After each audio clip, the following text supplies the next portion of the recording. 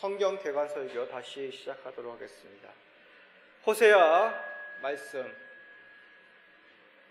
희한한 사랑 이야기라는 제목으로 함께 말씀을 나눌 때 큰 하나님의 은혜가 있기를 소원합니다.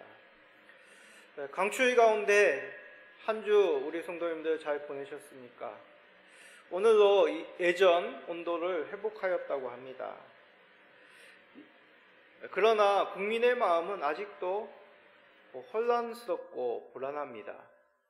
하루속히 이 불안한 시국이 빨리 해결되기를 간절히 국민들은 바랍니다. 원인이 해결될 때 그제야 국민들의 마음은 따뜻한 평안이 찾아오겠죠. 이를 위해서 우리 성도는 간절히 기도해야 될 것입니다. 이런 불안한 시국, 우리가 근본적으로 해결되기 위한 방법은 다름 아니라 법이 온전히 집행이 되고 모범적인 지도자가 세워져야 될 것입니다.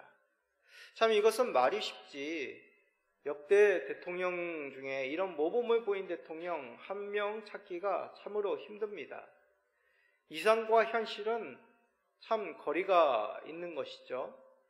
이상적인 지도자상은 있지만 그런 지도자가 세워지기까지는 많은 위법함이 있는 것이 현실 정치의 세계이기 때문입니다. 그런데 정치에만 이상과 현실의 차이가 있는 것이 아닙니다. 사랑에도 이상과 현실이 차이가 있습니다. 많은 사람이 사랑하면 드는 생각이 순결하고 고결하고 아름다운 사랑을 먼저 생각합니다. 그러나 막상 결혼하고 자녀를 양육하고 나이 많은 부모님을 모시면 이상적인 사랑으로 대하는 것이 그리 쉽지 않은 것을 깨닫게 됩니다. 부모에 대해서도 자녀에 대해서는 말할 것도 없고 참으로 부부 사이에서도 우리는 온전한 사랑을 행하기가 참으로 어렵습니다. 그런데 오늘 살펴볼 호세아서는 현실에서 찾아볼 수 없는 이상적인 사랑의 모습을 우리에게 보여줍니다. 그런데 이 이상적인 사랑의 모습은 아름다운 사랑으로 보여주는 것이 아니라 오늘 말씀의 제목과 같이 희한한 사랑으로 우리에게 말씀합니다. 자, 희한한 사랑으로 이상적인 사랑을 보여준다. 이게 무슨 뜻일까요? 그것이 또한 우리 신앙과는, 성도의 삶과는 무슨 관계가 있을까요? 오늘 말씀을 통하여 우리가 잊지 말아야 될 사랑, 그 사랑의 참된 의미를 살펴봅시다. 그리하여 이 험난한 세상 가운데 온전한 사랑 가운데 거하시고 또한 온전한 사랑을 행하시는 우리 모든 성도님 되시기를 간절히 간구드립니다. 자, 먼저 호세아서에 대해서 잠깐 간략히 설명합니다. 이 호세아서는 소선지서의 가장 첫 번째 말씀입니다. 소선지서, 우리가 이사야 선지서를 말씀하며 잠깐 말씀드린 적이 있습니다. 이사야, 에레미야, 에스겔, 다니엘, 이 네 명은 대선지서를 기록한 사람입니다. 반면에 이제 살펴볼 12명의 선지자를 통하여 기록된 이 소선지서, 대선지서, 소선지서 이렇게 나눈 것은 그들의 업적, 그들의 활동이 어떠했느냐로 구분된 것이 아니라고 하였습니다. 단지 기록된 말씀의 분량의 차이로 대선지서, 소선지라고 구분하였다고 합니다. 결코 4명의 대선지자를 비교하여 소선지자들이 작은 업적을 이루었다는 것은 결코 아님을 기억하시기를 바랍니다. 자, 12명의 소선지서에 의해 기록된 이 소선지서는 크게 3권씩 4그룹으로 묶여 있습니다. 한 그룹씩은 대략 한 세기에 사역했던 선지자들로서 호세와 같은 그룹에 묶인 선지자는 아모스, 미가입니다. 이들은 소선지서 중 가장 오래 전에 기록된 말씀들입니다. 기원전 약 8세기로 보고 있습니다. 이 뜻은 이스라엘 역사 가운데 가장 큰 변곡점, 그 당시에 기록된 말씀이 오늘 읽을 호세아 선지자의 말씀이란 것이죠. 이 당시 북이스라엘의 압수르에 압박되어 무너지기 일보 직전이었습니다. 북이스라엘은 그 가운데 혼란하여 여러 왕들로 교체되던 그런 혼란한 시기였습니다. 호세아서 1장 1절은 호세아가 이런 혼란한 시절에 하나님으로부터 부름받아 이 말씀을 기록하였다고 우리에게 보여줍니다. 주로 호세아 선지자는 북이스라엘에 대한 심판과 소망을 전하고 있습니다. 그런데 1장부터 3장까지는 호세아의 개인적인 사건 위주로 말씀합니다. 그리고 4장부터 14장까지는 하나님의 예언들로 이루어져 있습니다. 자, 1장부터 3장까지 기록된 이 호세아의 개인적인 얘기, 참으로 희한한 내용입니다. 거룩한 삶을 살아야 될 이 하나님의 선지자 호세아에게 하나님은 대뜸 없이 음란한 여인 고멜과 결혼하라고 합니다. 아마도 이 고멜은 우상 성전에 있는 창기였다고 봅니다. 그런데 더 희한한 것은 이 고멜과 낳은 아이의 이름입니다. 첫째는 이스라엘, 둘째는 루하마, 셋째는 노아미입니다. 이스라엘의 뜻, 하나님이 파종하셨다라는 뜻입니다. 그런데 이스라엘은 지명을 가진 곳과 더 깊은 뜻이 연관이 됩니다. 호세아 1장 4절에 이스라엘의 피란 이스라엘에서 나봇을 살해하고 포도원을 빼앗은 사건을 의미하고 있다는 것이죠. 자, 그 사건이 뭐냐? 열왕기상 2장 21장 15절을 읽어봅시다. 이세벨이 나봇이 돌에 맞아 죽었다 함을 듣고 이세벨이 아합에게 이르되 일어나 그 이스라엘 사람 나봇이 돈으로 바꾸어 주기를 싫어하던 나봇의 포도원을 차지하소서. 나봇이 살아있지 아니하고 죽었나이다. 유명한 사건이죠. 북이스라엘의 가장 악한 왕이었던 아합, 그리고 그 아내 이세벨, 그들이 벌인 일이 하나님의 신실히 믿는 이 나봇의 포도원을 험담하여 거짓된 죄악을 씌워서 그를 돌에 맞아 죽게 하고 그 포도원을 빼앗은 사건입니다. 근데 그 포도원이 어디 있느냐? 이스라엘에 있었다는 것이죠. 다시 말해 이스라엘에 있는 나봇의 포도원이 억울한 피를 흘림으로 아합의 수중에 넘어갔다는 뜻입니다. 그러기에 호세아 1장 4절에 예후의 집에 갚으며 이스라엘 족속의 나라를 폐할 것이다 라는 이 말씀은 일로 하나님께서 북이스라엘 왕국, 이 왕조를 심판할 것이라는 뜻을 나타내는 것입니다. 그것을 이 호세아와 고멜이 낳은 첫 자녀의 이름 이스라엘을 통하여 예언하라는 것이죠. 둘째, 셋째의 이름도 동일합니다. 둘째, 루하마, 그 뜻은 긍휼히 여김을 받지 못할 것이다, 그런 뜻입니다. 셋째의 이름 노아미, 그 뜻은 너는 내 아들이 아니다. 희한하죠. 자녀의 모두의 이름은 하나같이 이스라엘의 죄에 대한 하나님의 심판의 메시지가 담겨 있는 것입니다. 즉 호세아와 고멜의 결혼은 하나님과 이스라엘 관계를 나타내기 위하여 하나님의 뜻을 전하는 일종의 시청각적인 실질적인 결혼 생활을 통하여 메시지의 통로로 삼고 있다는 것입니다. 하나님과 그의 백성은 여러 번 강조하였지만 신랑과 신부, 혼인의 관계로 성경은 많은 비유를 들고 있습니다. 호세와 고멜은 아름답고 거룩해야 할 결혼, 부부의 모습을 유지하지 못하고 혼인의 서약이 깨짐을 단적으로 보여주고 있다는 것이죠. 이스라엘이 어떠하였기에 하나님은 한 선지자의 인생을 통틀어 비극적인 삶을 살게 하심으로 이러한 하나님의 뜻을 전하고 계신 것일까요? 이스라엘의 죄의 실체는 바로 우상 숭배였고 죄의 현상은 살인과 도둑질이었습니다. 호세아 5장 2절에서 3절입니다. 해역자가 살인죄에 깊이 빠졌음에 내가 그들을 다 벌하노라. 에브라임은 내가 알고 이스라엘은 내가 숨기지 못하나니 에브라임아 이제 내가 음행하였고 이스라엘이 더러워졌느니라. 에브라임은 북이스라엘 10지파 중에 가장 우두머리가 되는 지파죠. 그들이 음행함으로 그들의 실질적인 삶은 사륙과 도둑질에 휩싸여 있었습니다. 하나님 앞에서 거룩함으로 살아야 할 종교 지도자들은 탐욕으로 가득하였습니다. 백성을 돌봐야 할 지도자들은 부패하고 폭력과 탐욕으로 백성들을 진치하였죠. 일반 국민들의 삶도 동일하였습니다. 이러한 죄의 뿌리는 바로 하나님을 잊고 교만이 행함으로부터 시작이 된 것입니다. 호세아 13장 6절입니다. 그들이 먹여준 대로 배가 불렀고 배가 부르니 그들의 마음이 교만하여 이로 말미암아 나를 잊었느니라. 이스라엘이 어떤 민족입니까? 하나님께서 특별히 선택하여서 그들을 사랑하였습니다.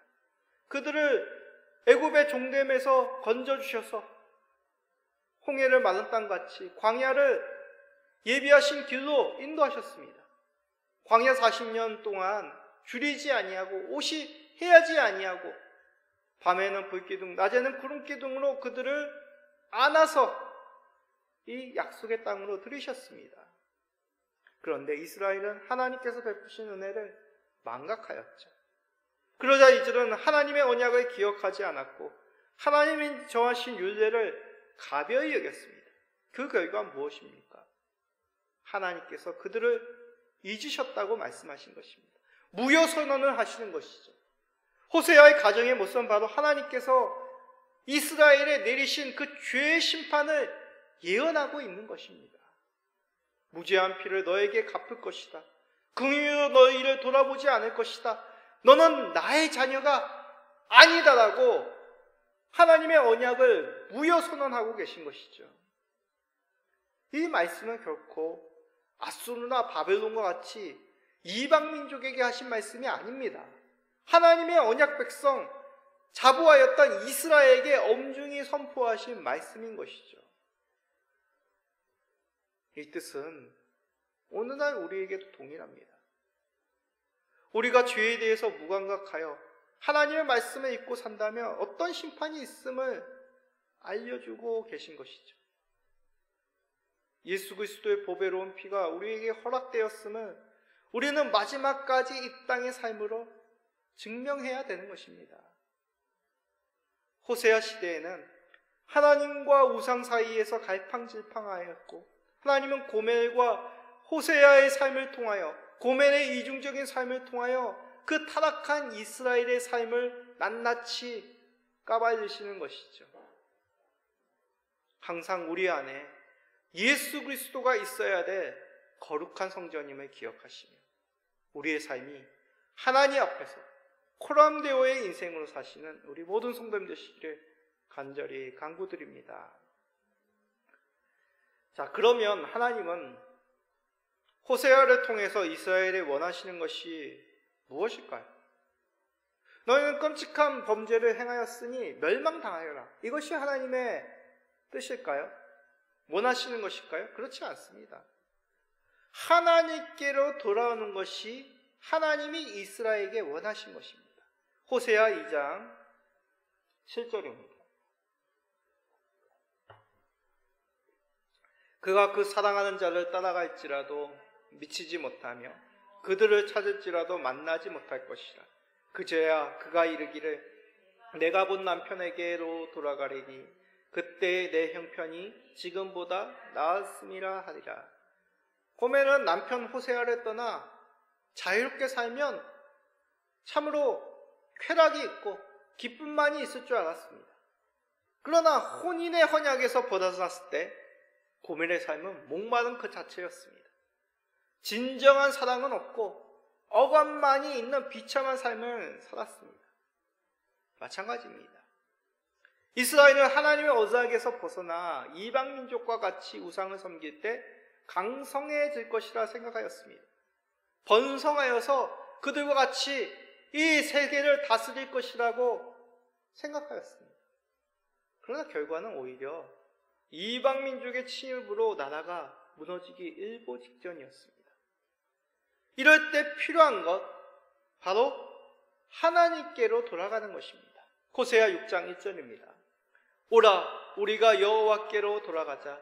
여호와께서 우리를 찌시었으나 더러 낫게 하실 것이요 우리를 치셨으나 싸매어 주실 것임이라. 하나님께로 돌아간다는 것은 몸만 하나님께 나아간다는 뜻이 아닙니다. 마음이 하나님께로 향하고 삶이 주의 말씀을 따르는 것입니다. 하나님의 백성답게 정의와 인애를 행하는 삶을 사는 것이죠. 오직 하나님만이 주가 되심을 고백함으로 하나님만을 의지하여야 하는 것입니다. 이것이 진정한 회개이며 하나님께로 돌아가는 것이죠.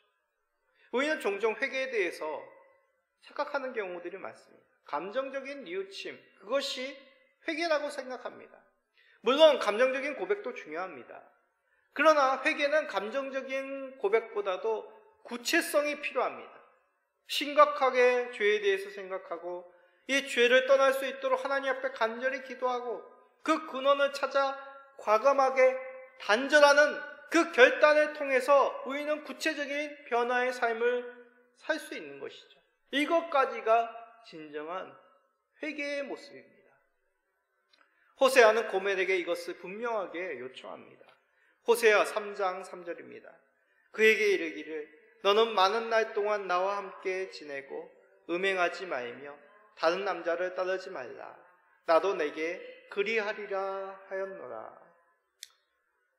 만약 고멜이 다시 다른 남자와 통정하고 가정을 버리고 쾌락을 추구한다면 혼인을 회복하였다고 말할 수가 없을 것입니다. 감정적으로 잘못을 뉘우치고 다시 결혼의 책임을 다하지 않는다면 진정으로 남편에게 돌아왔다, 가정으로 돌아왔다라고 말할 수가 없는 것이죠. 혹시 우리는 하나님 앞에서 어떠한 회개의 삶을 살고 계십니까? 얼마 전 국민일보에서 비기독교인들 상대로 4대 종교에 대한 호감도를 조사한 적이 있습니다. 4대 종교 중 최하위를 차지하였다고 합니다. 호감이란 것은 긍정적인 이미지를 뜻하는 것이겠죠. 그 가운데 다양한 의미가 있겠습니다.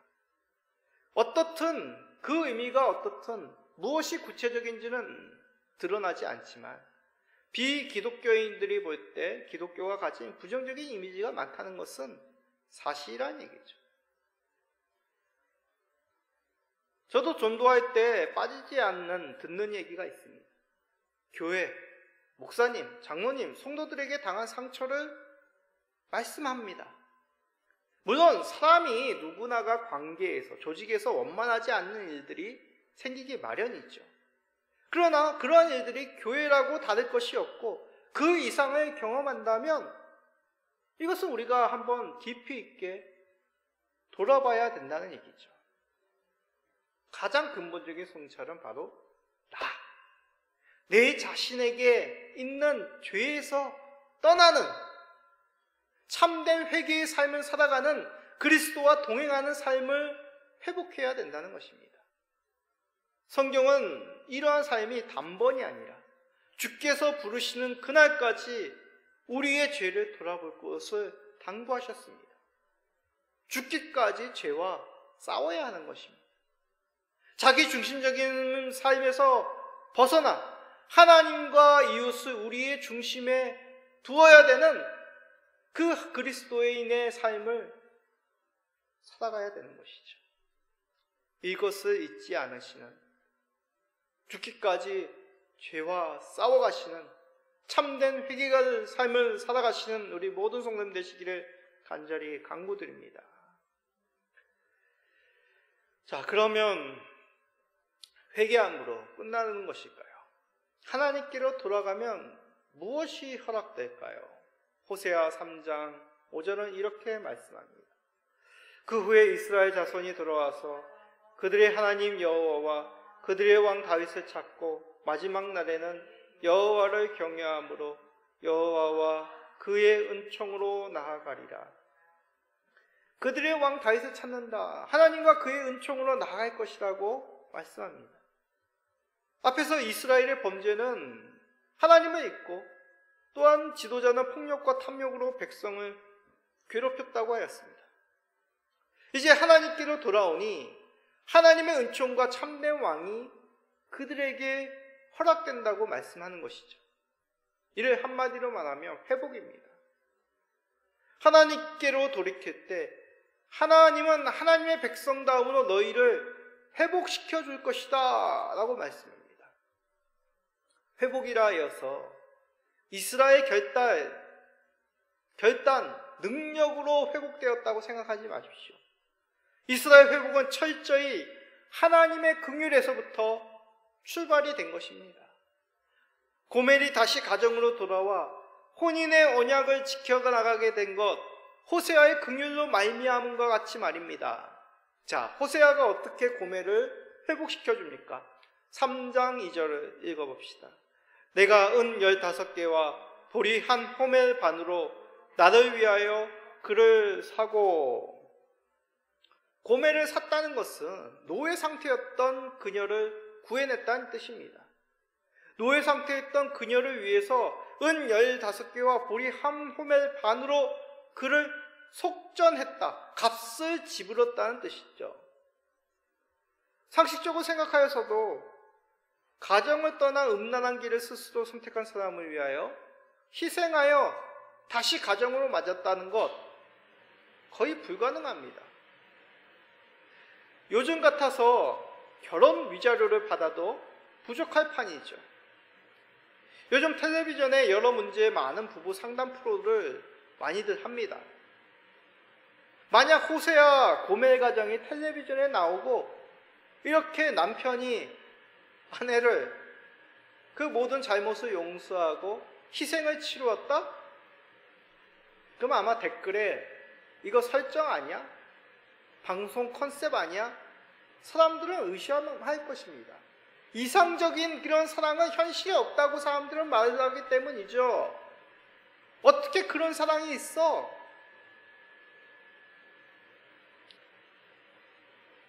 그런데 하나님께서는 이런 비현실적인 긍휼의 사랑을 행하셨습니다. 로마서 9장 25절입니다.